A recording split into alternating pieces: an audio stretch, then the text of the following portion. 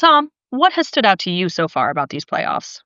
People talk about playoff hockey, in NHL, how the game changes, and it really is true in the NBA. I think the playoffs have shown again that it's a whole level of intensity. I mean, there have been these endings like the Nuggets Clippers ending where the dunk by Gordon at the end of that game to end it on a buzzer beater. You had to have go down the millisecond whether it counted. The controversial foul in the Detroit New York series, whether Hardaway Jr. was fouled or not.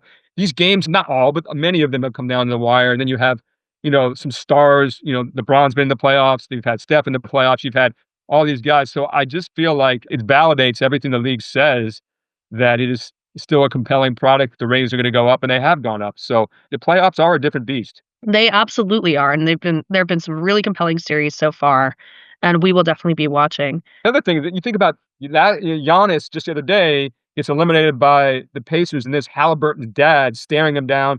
And I know that the Pacers, would love to get Giannis. Why not? Giannis may opt out after this, and there's that whole scene after the game where now will that affect Giannis's affinity for the Pacers maybe, and if he's a free agent. So the playoffs, there's so many ramifications of these. Kawhi Leonard breaking out again. Everybody knew he was a great player, but now in the playoffs he's breaking out again for the Clippers. So it's been really entertaining. I mean, I'm hoping Giannis ends up in Brooklyn. Come on, Tom. I don't want him in Indiana. I want him here.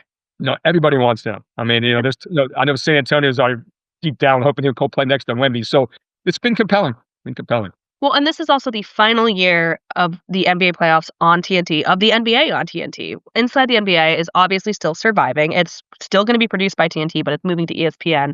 But how have you watched the last season of the playoffs on TNT? Well, it's interesting. I think the sort of the nostalgia and the melancholy feelings about TNT losing the NBA were really back when the deal got announced.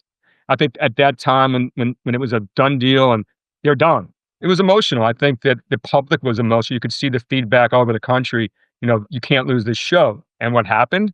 They didn't lose the show. It's going to ESPN, right? So it really isn't a swan song, but it is in a lot of ways too. But I think sort of the nostalgia has gone away. And I think the reason the nostalgia has gone away is because of what happened at the NBA All-Star game. When they went there and had this tribute to the TNT crew inside the NBA in the middle of the game, causing this huge delay. The players all complained about it. Adam Silver said that, that was a mistake. He admitted it was a mistake. You look at that and sort of maybe that's maybe some of the tarnish off the whole thing. I think people are kind of ready for it to go away there. Maybe they're going to be back.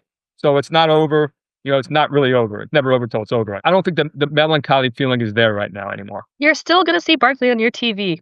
They're going to see it. They're not going anywhere. I've had chat with Shaq when I did a story on Shaq earlier this year, and he was saying, I'm not sure if Charles will be the same on ESPN.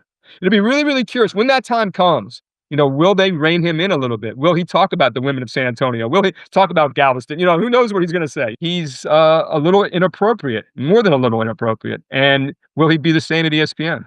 That is a good question. It's definitely something we will be looking at next year. But also think about how ESPN's revolving too. I mean, McAfee, he's not an ESPN guy technically, but they license his show, and McAfee says some wild stuff on air. So I think Barkley might have a pretty wide reign. You're right. I didn't think about. You're right. When you add in the McAfee factor, it has changed there. So it's not the old mothership anymore. No, they want the younger audience. They want to draw in new audiences, and Inside the NBA gives them that. I think they will. I think it'll be fun. It's not what Charles thinks it is. He thinks he's going to be working his tail off there. It's for a limited amount of visits, a little bit amount of shows. It's not going to be like weekly. It's not going to be the freight it's going to be. It's not going to be that car wash ESPN feel that a lot of people go in there and think they're going to be worked to death. And I don't think it's going to be that way for Charles. It'll be fine.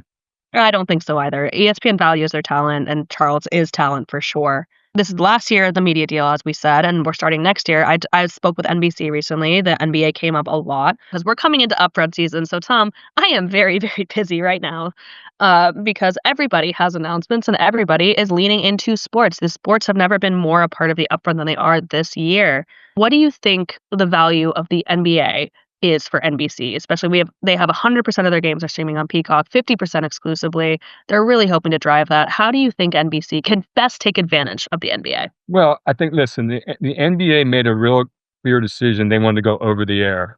There's been a trend in the NBA locally to go over the air, and the NBA's done the same thing. So by going to NBC, they're going to have more games over the air than they've had ever, in a long time anyway. I think probably ever. You're having weeknight games on over the air. regular season games on over there. So the NBC is going to be a huge presence. And listen, I'm old enough to know that NBC used to rule the NBA. The Michael Jordan era was NBC. It was magnificent. And I think that's what's going to happen again. I think they know how to handle it. They have a young crew. You're going to see Noah Eagle. You're going to see some young broadcasters, and then at the same time, Tarico, an established guy, it's going to be a sight. And the music when Round Ball Rock comes on, it's going to be emotional for a lot of people. So I think NBC was smart to make this move. You can see by the ratings, the national ratings are up, streaming numbers are up, and that's why Peacock's presence is going to be very, very important to this deal. I mean, one of the reasons for NBC this is huge is because of Peacock. Peacock's going to grow because of this. That's their premise anyway. I mean, the fact that Peacock initially launched without any plan for sports, it was supposed to be an entertainment property. Now, sports is now one of the biggest drivers of Peacock's growth. I mean, with the Olympics, now you've got the NBA coming. Premier League has been huge for it. But also, you bring up Round Ball Rock. Austin has been asking me to ask NBC if they're bringing it back. And I don't know yet, but I will let you know for sure when I do. But Tom, I want to jump over to local. You had a story this week about the Knicks, like my hometown team. They're losing 41 million in media rights fees next season. Can you break that down for us? Well, because of the restructuring of their debt with MSG and Spear Entertainment, everything is changing there. So with the Knicks and the Rangers, for instance, the Knicks, their media rights fee, which was supposed to be 148 million this coming season, an intra-company because the Knicks are owned by the network there. So it's an intra-company payment. It was about 148 million dollars. It's going to be down by 41 million, down to about just over 106 million dollars, which is still it's the second highest media rights fee, local fee in the NBA. The Lakers is up at 190 something. That being said, it shows that these RSNs everywhere is being affected by the market. The linear market is down, local broadcast, and they're going to pay the price for it. So what was once a huge deal for the Knicks is now, more in line. Well, not they're still big, 106 million dollars, but it just shows that RSNs are just going away, and Main Street is hanging in there. The NBA is still ideating and developing their national streaming RSN, and eventually, all these teams, these local broadcasts, are eventually, I'm guessing, through the years, will just all migrate over to the league's national streaming RSN. That's what's going to happen. We could spend an entire hour talking about the kind of development of RSNs around local between either NBA, NHL, MLB, but we do not have time for that. I'm sure we'll get into it eventually. And Tom, last one before I let you get out of here. WNBA season is tipping off. We have some preseason games I wrote about earlier this week that this will be the first time 4 different broadcast partners are nationally broadcasting preseason games. That's never happened before. It's actually dependent on Game 7 on where that Indiana game against the Brazilian national team on Sunday lands, on which ESPN platform, and what talent is there, depending on what's available.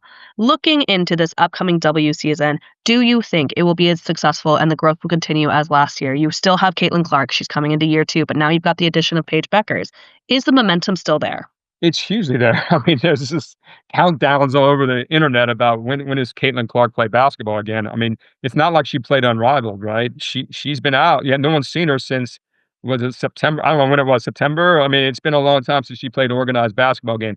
All eyes are going to be on her. Last year, Chicago Sky kept their games at a small venue. Dallas kept their games at a small venue against the Fever. Everybody's in a big arena this year. It's going to be bigger than ever. I think their ratings are going to be through the roof. I think the Fever last year, they were sort of the Cinderella. They kind of got it together, made the playoffs. This year, they're a factor. They got a really good team and they got a really good coach, and nothing against sides, but this is a upgrade there. And so, you're looking at a team that is going to be a factor, not just Caitlin shooting logo threes. They're going to win. And then you add in Paige Buckers. It's going to be really interesting around the league. I think the ratings are going to be through the roof. So this is a huge year. And plus with the CBA expiring, obviously by October, it's over. If they don't have a deal by October, maybe there's a lockout, maybe there's a strike, we don't know what happens. So this is a very big year for the WNBA. Don't even mention a lockdown or a strike for the WNBA, Tom. That's my emotional support league. I need them. And they know that. They know that. See, they know. Well, I don't think they're gonna. I think they'll be fine in the end. But So WNBA, please get the deal done. WNBA PA, get it done just for me, just to protect me, and also to protect the players and give them what they deserve. Even the preseason trends. I mean, you've got Caitlin Clark coming back to Iowa. That game's going to be on an ESPN platform. But you've got a doubleheader on Ion tomorrow night. and that's the first time they've done that, and that's Paige Becker's debut with Dallas. And then I've been whining about this to both ESPN and to the WNBA. I manage a softball team in a league, and we deliberately scheduled our Saturday, May 17th games at 9 a.m. and 10:30 so that we could make the 3 p.m. Liberty tip. Well, they had the audacity to move that game onto ABC, so that meant they had to change the tip to 1 p.m. So we're gonna have to forfeit our second game because I guess 12 of our 20 players are going to the Liberty Aces opener. Ah, well, they didn't consult you. I feel bad. Very rude of them. You won't go undefeated. I was actually at the Business of Women's Sports Summit Deep Blues event last week, and Sue Bird and Megan Rapinoe were recording their podcast live, A Touch More, with Chelsea Clinton as a guest, which was very cool. But before she came on, Megan had Sue predict what the ratings would be for Saturday's opener because you've got the doubleheader. First of all, it's Aces Liberty, and then it's Fever Chicago. Sue thinks it'll be 1 to 2 million for New York Aces, and then 3 million plus for Fever Chicago. I think she's underestimating.